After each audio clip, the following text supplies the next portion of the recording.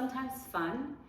The, it's my very first interview when I interviewed in Mille Lacs County was with the Dayton Commission. And I remember I had never had an interview like that before. It's a room full, there must have been 15 people in that room. I didn't know any of them. I was pretty new to Minnesota at the time and in the legal profession.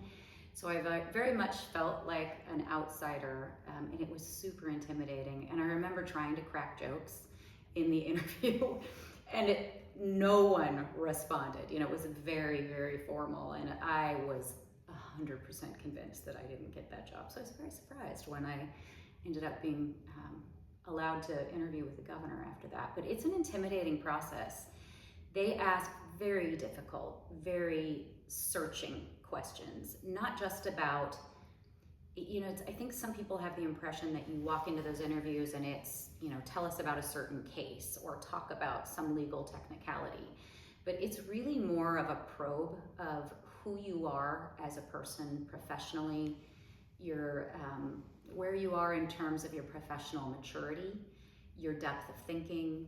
And if you haven't reflected a lot on why you are where you are, asking for the job that you're asking for, you're not going to get that job. It takes a lot of I think, self-reflection and really searching yourself for why you're doing what you're doing.